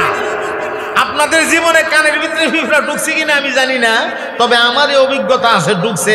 কানো ফিফরা ঢুকলে পরে এত বিপদ পড়ছে, মহা বিপদ পড়েছে না। বিপদ পড়লে কি তা করে? চিল্লায় না, এত হের ভাষা দিয়া চিল্লাইতেছে, আমি বিপদ ভরে গেছি গাড়ি, আমার জান বাঁচারে, আমার জিন্দিগি বরবাদ হয়ে গেছে গাড়ি, আমার তাড়াতাড়ি বাঁচারে, এত ভরে বিপদ ভরে চিল্লাইতেছে। আর আপনি খালি শুনেন ফরফরি ফরফরি ফরফরি ফরফরি ফরফরি ফরফরি, কানের ভিতরে কে কথা কই এটাও আপনি বুঝেন না। সুবহানাল্লাহ। আর পয়গম্বর 9 মাইল উপর থেকে ফিফরার কথা শুনছে, বুঝছে, শুননা বুঝা একটা মুস্কি হাসি দিছে আর আল্লাহর কাছে দোয়া করছে। কয়টা? সুবহানাল্লাহ। কোরআনুল কারীমে আছে ফাতাবাসসামা দাহিকাম মিন কাউলিহা, একটা তাবাসসুম হাসি মারছে পয়গম্বর, মুস্কি হাসি, মুস্কি হাসি। সুবহানাল্লাহ বলবেন না? মুস্কি হাসি বুঝেন তো? মুস্কি হাসি হইল, এই হাসিটা সুন্নত, সমস্ত নবী রাসূলরা দিছে, আমরাও দিব ইনশাআল্লাহ। বলেন ইনশাআল্লাহ। এই হাসিটা সুন্নত। মুস্কি হাসির অর্থ হইল ঠোঁটগুলো একটু হালকা বাঁকা হবে, ঠোঁটগুলি হালকা একটু বাঁকা হবে, চেহারাটা একটু লাইট হবে, দাঁতের আগাগুলি সামান্য সামান্য বের হবে, এরপরে আপনার আওয়াজ টাওয়াজ হবে না। এই হাসিটার নাম হইল মুস্কি হাসি। এই হাসিটার নাম কি? এই হাসিটা সমস্ত নবী রাসূলরা দিছে।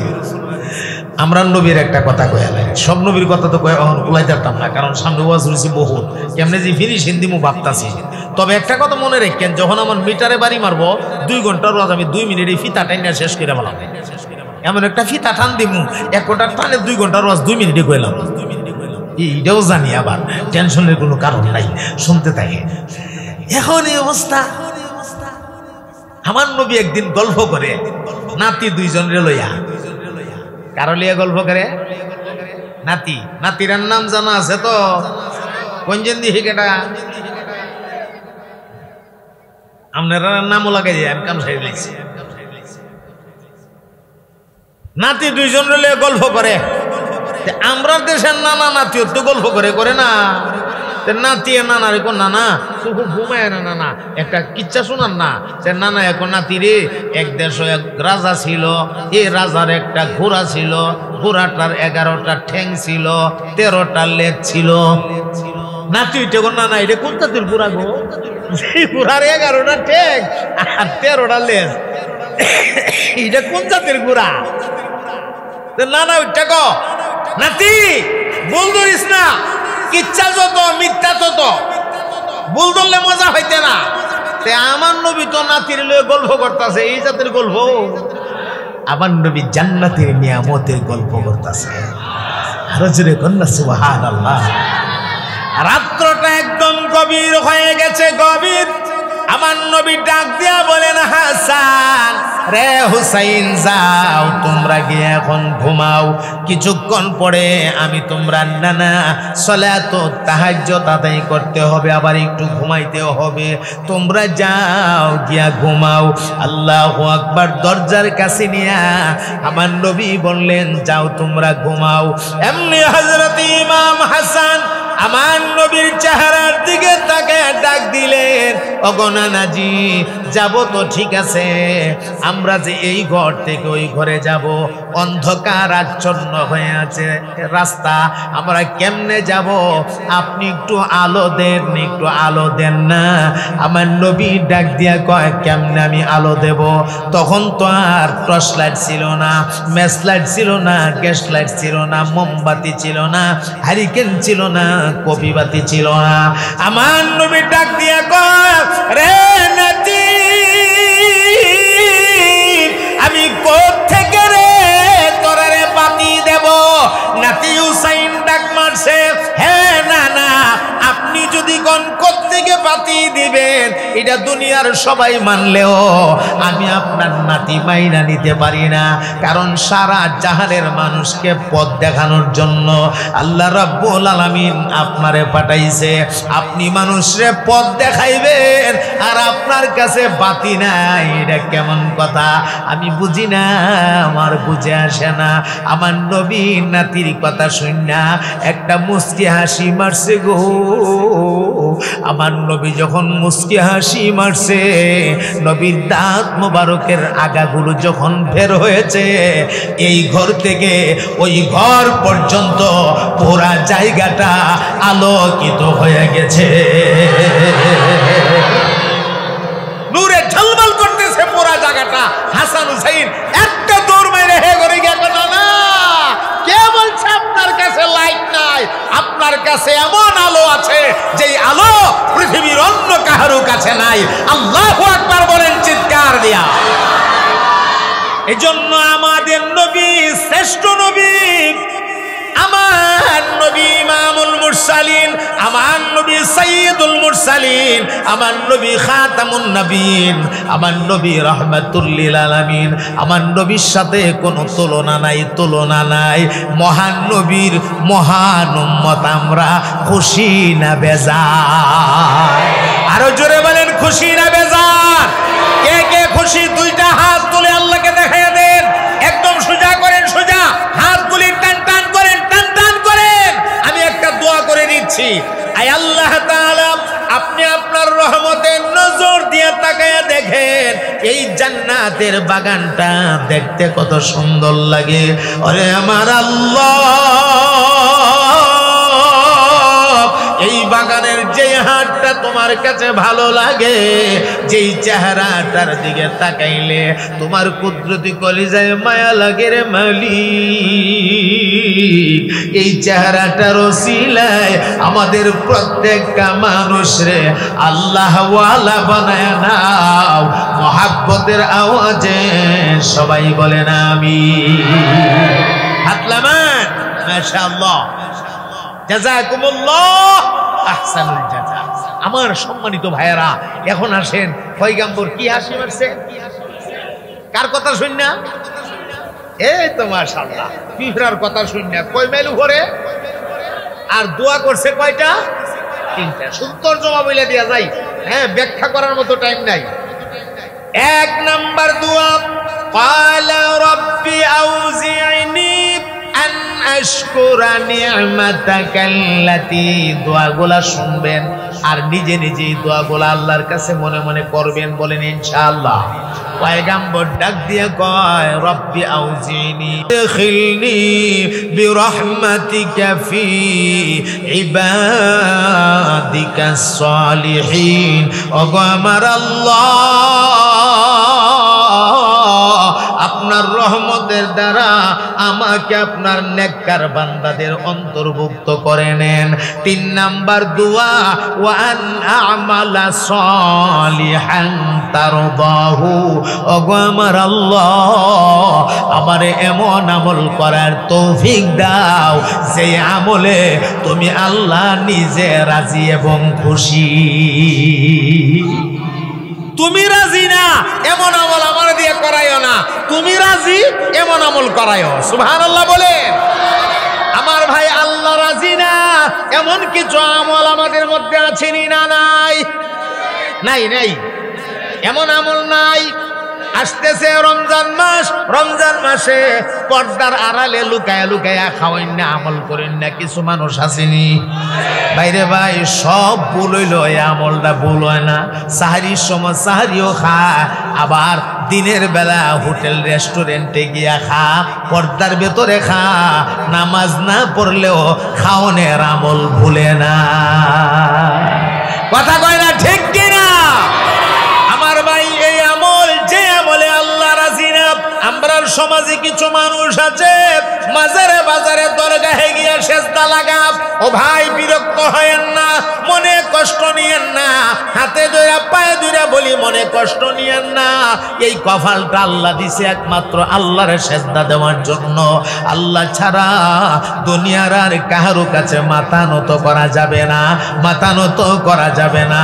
অতএব কোনো পীরের কাছে সেজদা দেওয়া যাবে না, কোনো দরগাহে কোনো মাজারে বাজারে সেজদা দেওয়া যাবে না।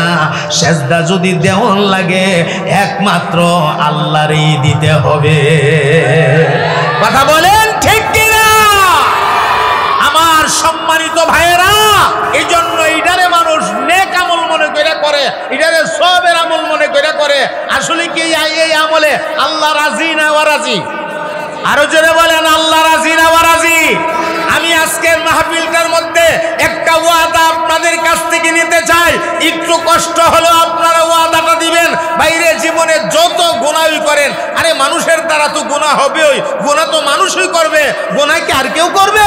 আরে মানুষই তো গুনাহ করবে। আর আমার আল্লাহ তো গাফফার, আমার আল্লাহ তো রহমান, আমার আল্লাহর গুণ তো মাফ করে দেওয়া। অবশ্যই আল্লাহ মাফ করে দিবে। আপনি আল্লাহর কাছে মাফ চাইবেন, আল্লাহ বেশক আপনাকে মাফ করে দিবে। সেই ওয়াদা আল্লাহ দিয়েছে। আরে গুনাহ তো মানুষই করবে। তবে ভাই, একটা কথা বইলা যাই, হাতে পায়ে ধরে বইলা যাই, জীবনে কোনোদিন সেজদাটা আল্লাহ সারা দুনিয়ার অন্য কাউরে দিয়েন না। এটা আল্লাহ সহ্য করে নিতে পারে না। কথাটা বুঝাইতে পারছি? এটা আল্লাহ সহ্য করে নিতে পারে না। আমি আপনাদের কাছ থেকে ওয়াদা নিতে চাই, যতদিন পৃথিবীতে বাঁচবেন আল্লাহ ছাড়া পৃথিবীর অন্য কোন শক্তির কাছে মাথা নত করবেন না। কারা কারা রাজি আছেন? সোজা দাঁড়ায়া, সোজা দাঁড়ায়া আল্লাহ সোজা দাঁড়ায়া ওয়াদা দেন। আমি আপনাদেরকে নিয়ে একটু দোয়া করছি, খেয়াল করেন।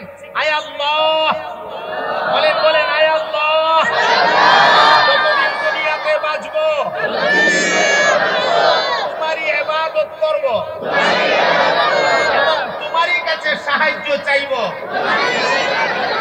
আয় আল্লাহ, যতদিন বাঁচবো আমরা তোমার কদমেই সেজদা করব। আয় আল্লাহ, তুমি আমাদেরকে কবুল করে নাও।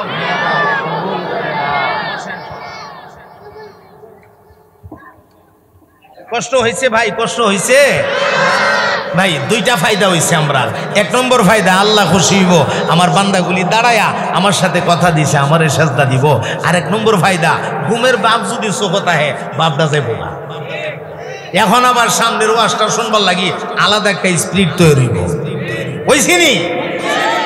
সবাই তো কয় না হইছে নি? আর একটু জজবা দিলের ভেতরে তৈয়ার হোক, জবানটা খুললা ইসমে জাতের মাধ্যমে কয়েক মর্তবা আল্লাহরে ডাকুন। আল্লাহ আল্লাহ আল্লাহ আল্লাহ আল্লাহ আল্লাহ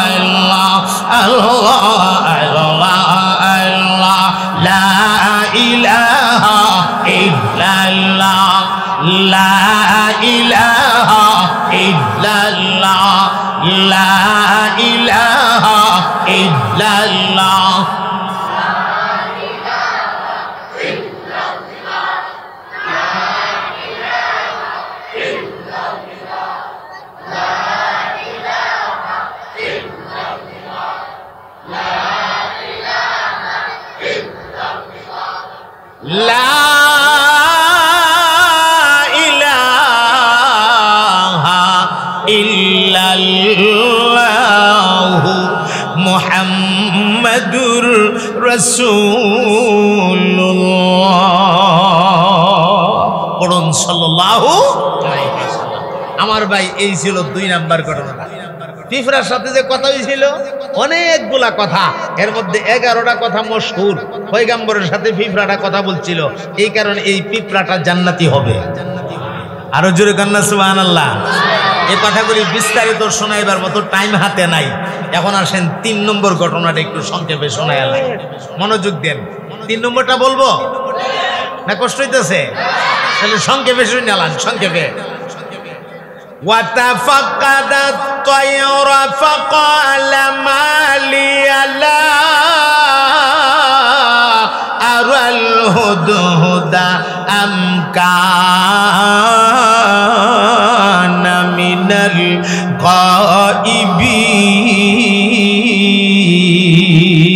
الغائبين। পয়গম্বর জমিন থেকে বিমান লয়ে যখন 20 মাইল উপর দিয়া যায়, কই ভাই, তখন পাখিগুলো এইভাবে একটার ভিতরে আরেকটা ডানা ঢুকায়া ঢুকায়া পাখিগুলি একজন আরেকজনের ডানা ঢুকায় এমনি পয়গম্বরের মাথার উপরে ছায়া দিয়া রাখতো, যেন সূর্যের আলো পয়গম্বরের মাথায় না লাগে। আরো জোরে কম। দেখছেন পাখিগুলা কি মনে করতো? আজকে একদিন তিনি তাকায়া দেখে একটা ছিদ্র দেখা যায়, ছিদ্র ঘেরে রে, এর মানে একটা পাখি নাই। তাহলে কোন পাখিটা নাই রে? কোরআন শরীফ বলে হুদহুদ নামের পাখিটা নাই। বলেন কোন পাখিটা নাই? হুদহুদ। এই পাখিটা আল্লাহর পয়গম্বর সুলাইমান নবীর ইঞ্জিনিয়ার ছিল, ইঞ্জিনিয়ার। সুবহানাল্লাহ বলতে ইচ্ছা করে না? এ মুসলমান বন্ধু আমার, আমার দেশের সবচেয়ে বড় ইঞ্জিনিয়ার সাহেবরে যদি দাওয়াত দিয়া আপনাদের এলাকায় নিয়ে আসেন, আর এলাকার এক মুষ্টি মাটি হাতে তুল্লা দিয়া নাকের মধ্যে লাগায়া মাটির নিচে কোন সম্পদ আছে বলতে হবে, যদি বলেন ইঞ্জিনিয়ার সাহেব বলবে সর্বনাশা কথা। মাটি নাকে নিয়া মাটির গ্রান নিয়া বলা এটা আমার দ্বারা সম্ভব না।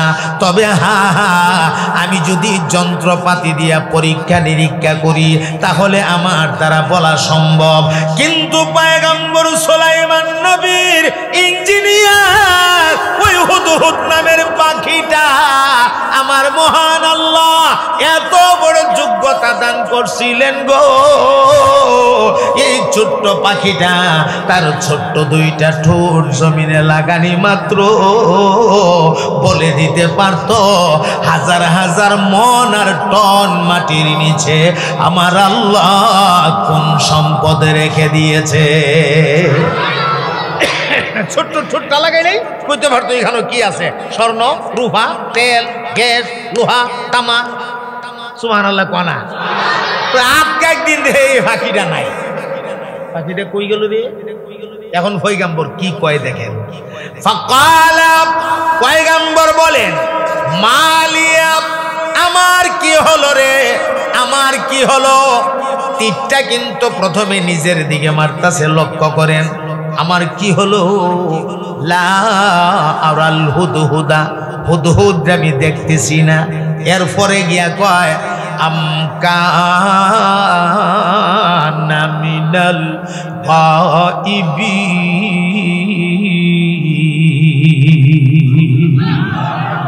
নাকি হুদহুদ গায়বিনদের অন্তর্ভুক্ত হয়ে গেল, আমার কাছে না বললে কোথাও চলে গেল।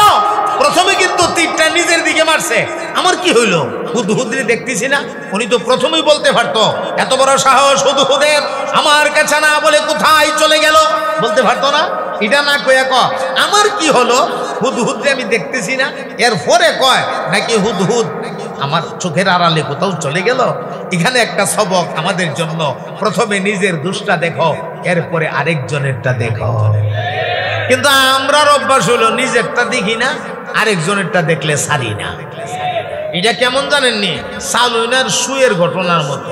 সালুন চিনেন তো? চালুন, মহিলারা যে চালে দেখছেন না, চালুন, এই চালুন চালুন একদিন সুই রে ডাক দিয়া ক বাইরে সুই, তোরে দেখতে বড় সুন্দর লাগে রে, তোর মাথাটা চুক্কা, সারাটা শরীর সাদা, একদম দপদপ করে, যা সুন্দর তোরে লাগে, একটা কারণে তোর বেশি ভাল লাগে না। বলে কারণটা কি? তা তোর যে একটা ছিদ্র।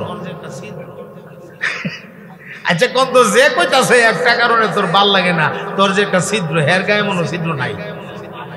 আছে, কটা আছে?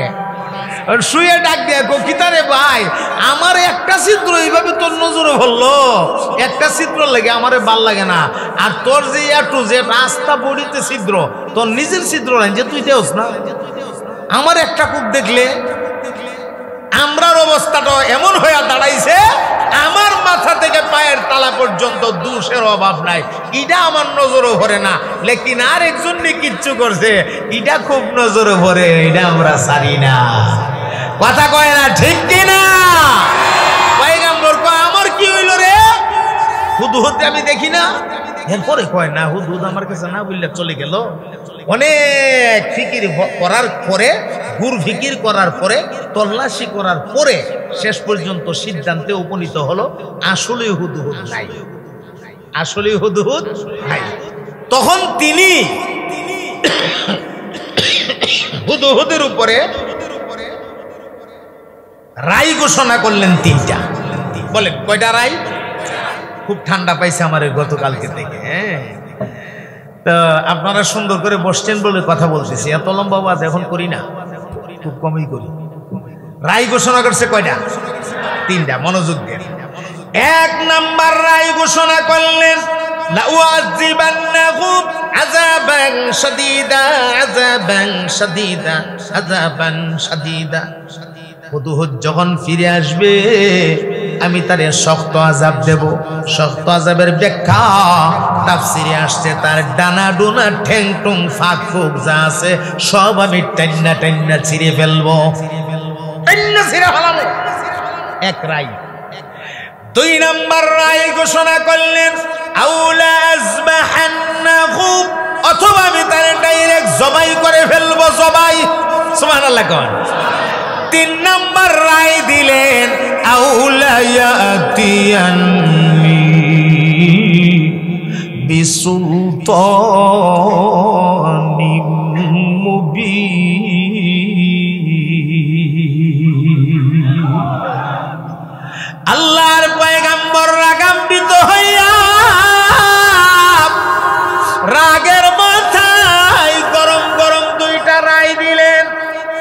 সর্বশেষ 3 নাম্বার একটা রায় দিলেন ঠান্ডা মাথায়, যদি হুদহুদ আমার কাছে আইসা উপযুক্ত কোনো প্রমাণ দিতে পারে গো, আমি হুদহুদ রে মাফ কইরা দিব। মাফ।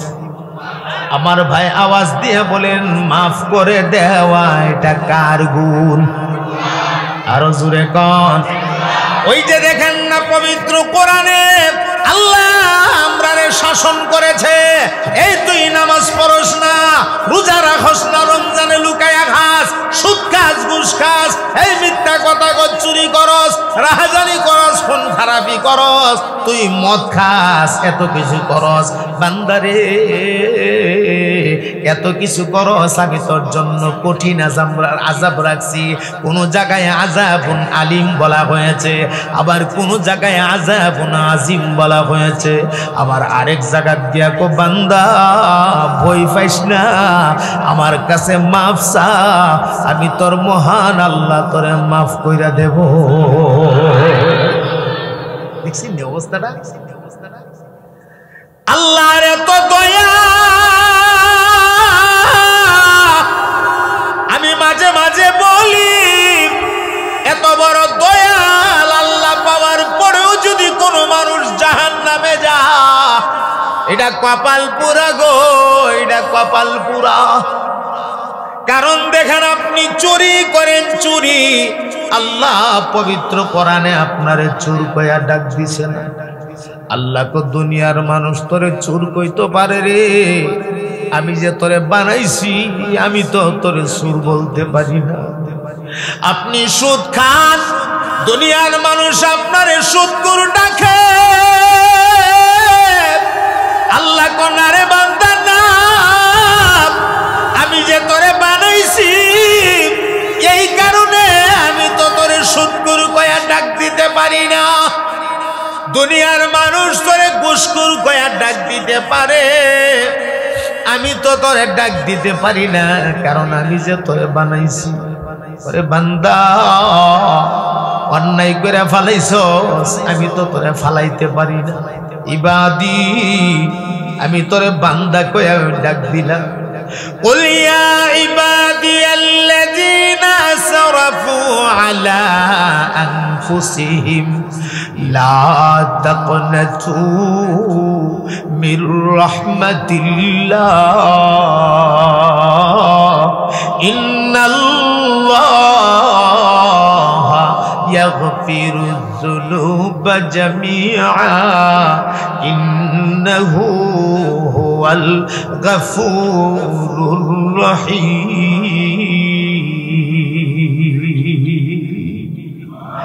আল্লাহ ডাক দিয়া বলেন, রে বান্দা,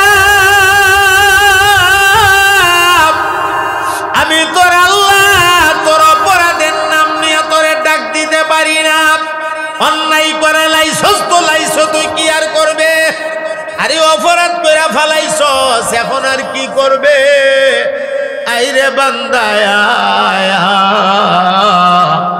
আমার রহমতি বরকতি কুলের মধ্যে তুই চলে আ।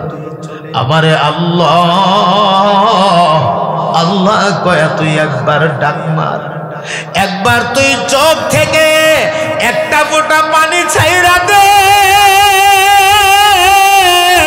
আমি তোর আল্লাহ তোর জিন্দেগীর সবগুলি গুনাহ মাফ করে দেব। আল্লাহু আকবার বলেন, আল্লাহু আকবার।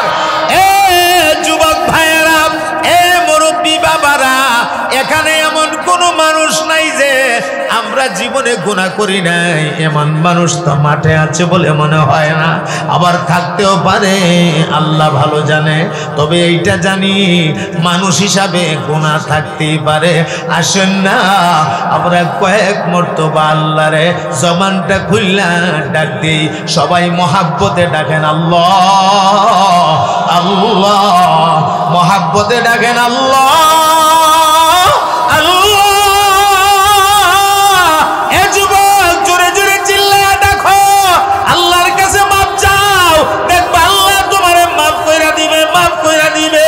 আল্লাহ, আমরা বুঝতে পারি নাই, অন্যায় কইরা বলাইছি, আমরা কই যাবো গো আল্লাহ? তুমি যদি আমরারে মাহরুম বানায়া দেও, আমরা যাওয়ার মতো আর কোনো জায়গা নাই, আমরারে তুমি নৈরাশ বানায়া ফিরাইয়া দিও না। দুনিয়ায় এক ঘরের দরজায় কোনো কিছু চাইলে সেখানে না পাইলে আরেক ঘরের দরজায় যাওয়া যায়, কিন্তু তোমার রহমতি বরকতি দরজা, এই দরজা থেকে যদি আমরারে নৈরাশ বানায়া তাড়াইয়া দেও, আমরা তো যাওয়ার কোনো জায়গা নাই গো আল্লাহ। আমরারে দয়া কইরা তুমি নৈরাশ বানায়া তাড়াইয়া দিও না আল্লাহ। দয়া কইরা আমরার জিন্দেগীর গুনাহগুলিরে মাফ কইরা দেও। আমরা বুঝতে পারি না ভুল কইরা বালাইছি আল্লাহ, তোমার রহমতের দরজায় আমরা গুনাহগারের দল সারান্ডার হয়ে গেছি। আমরারে নৈরাশ বানায়ও না, মেহেরবানি করে আমরারে মাফ করে দাও। পড়েন আমার সাথে, হেলায় হেলায় কাটাইলাম জিন্দেগি, মিছা মিছি কাটাইলাম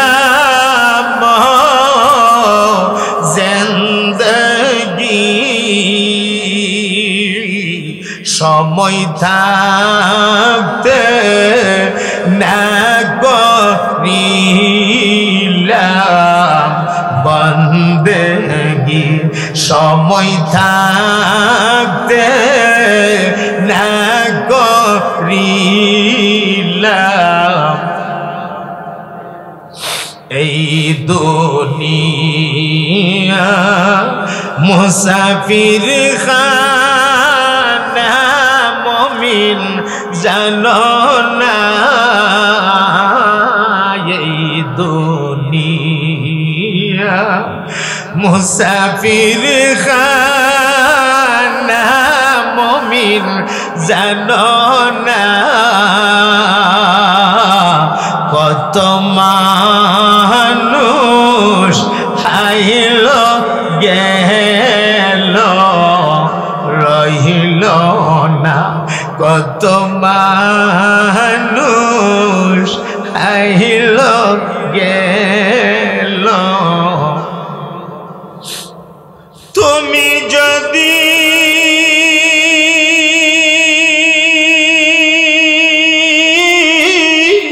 মাফ না করো আল্লাহ বান্দারে,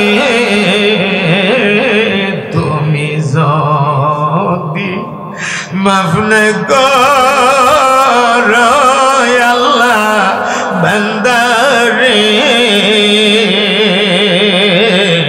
বলো তোমার বান্দা যাবে কার ধারে, বলো তোমার বান্দা যাবে। মিছা মিছি কাটাইলাম জিন্দেগি,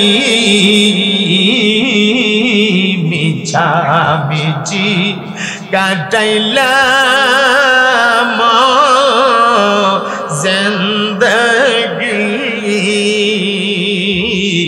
সময় থাকতে না করিলাম বন্দেগি, সময় থাকতে না করিলাম